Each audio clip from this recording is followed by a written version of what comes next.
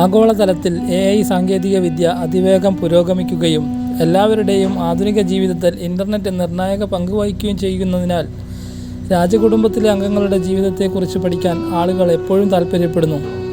എന്നാൽ നമ്മളെയൊക്കെ പോലെ തന്നെ രാജകുടുംബവും ദൈവത്തിൻ്റെ പ്രയാസങ്ങൾ നേരിടുന്നു. അത് എത്ര പണത്തിനും പരിഹരിക്കാനാകില്ല.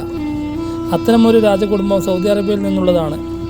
അവരുടെ യുവരാജകുമാരൻ Al Waleed bin Khalid bin Talal 2005 ഒരു കാർ അപകടത്തെ തുടർന്ന് ഏകദേശം 20 വർഷത്തോളമായി കോമയിലായിരുന്നു.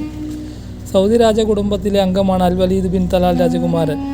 കുടുംബം സ്വന്തം നിലയിൽ പ്രശസ്തമാണെങ്കിലും അദ്ദേഹം ഉറങ്ങുന്ന രാജകുമാരൻ എന്നാണ് ലോകമെമ്പാടും അറിയപ്പെടുന്നത്. എന്നിരുന്നാലും ഏകദേശം 20 വർഷങ്ങളായി അദ്ദേഹം കോമയിൽ കുടുങ്ങിക്കിടക്കുന്നതിനാൽ അദ്ദേഹത്തിന് തൻ്റെ പദവിയെക്കുറിച്ചും ലോകത്തിൻ്റെ പുരോഗതിയെക്കുറിച്ചും അറിയില്ല.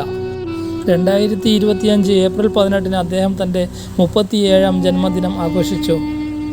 ശക്തരായ സൗദി രാജകുടുംബത്തിലെ അംഗമാണ് Al Waleed bin Khalid bin Talal രാജകുമാരൻ.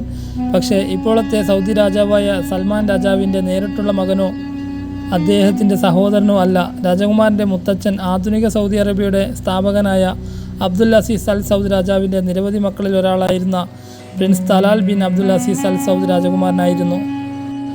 UK-യിൽ 2005 തൻ്റെ 18ാമത്തെ വയസ്സിലുണ്ടായ ഒരു വാഹനാപകടത്തെ തുടർന്ന് കോമ അവസ്ഥയിലേക്ക് മാറിയതോടെയാണ് രാജകുമാരൻ സൗദി അറേബ്യയുടെ സ്ലീപ്പിംഗ് പ്രിൻസ് എന്ന് അറിയപ്പെടുന്നത്.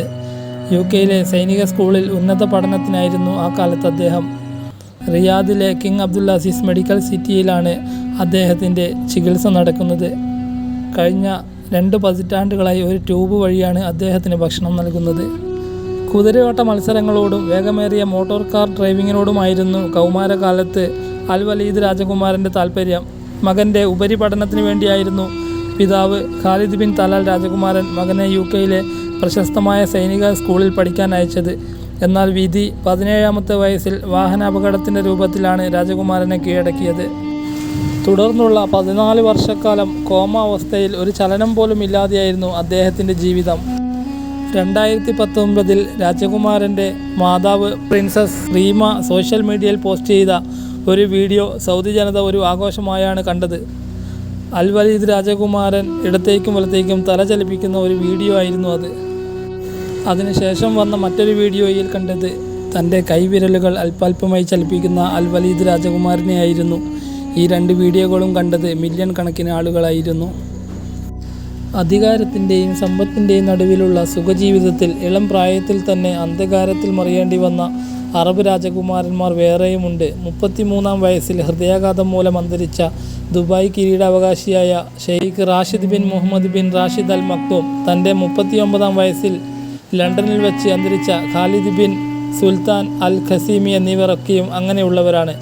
ജീവിതം നിർണ്ണയിക്കാൻ കഴിയാത്ത ഒന്നാണ്. അവിടെ പണത്തിനും അധികാരത്തിനും ഒരു പരിധിയിൽ കൂടുതൽ പ്രാധാന്യമില്ല എന്നതാണ് ഇവരുടെയൊക്കെ ജീവിതം നൽകുന്ന പാഠം.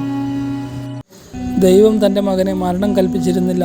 മരണം ദൈവം നിശ്ചയിച്ചിരുന്നുവെങ്കിൽ അന്നത്തെ കാർ അപകടത്തിൽ തന്നെ മരണം സംഭവിക്കേണ്ടതായിരുന്നു എന്നാണ് മകന് സംഭവിച്ച അപകടത്തെപ്പറ്റി ആ പിതാവ് വിശ്വസിക്കുന്നത്. അതുകൊണ്ട് തന്നെയാണ് അദ്ദേഹം തൻ്റെ മകൻ്റെ ജീവൻ വെന്റിലേറ്ററിൻ്റെ സഹായത്തോടെ നിലനിർത്തുന്നത്. തൻ്റെ മകൻ ജീവിതത്തിലേക്ക് തിരികെ എത്തുമെന്ന പ്രതീക്ഷ മുറുകെ പിടിച്ചു കഴിയുകയാണ് ആ മാതാപിതാക്കൾ. അത് അങ്ങനെ തന്നെ സംഭവിക്കട്ടെ. വീഡിയോ ഇഷ്ടപ്പെട്ടാൽ ലൈക്ക് ചെയ്യുക. മറ്റൊരു വീഡിയോയുമായി വീണ്ടും കാണാം.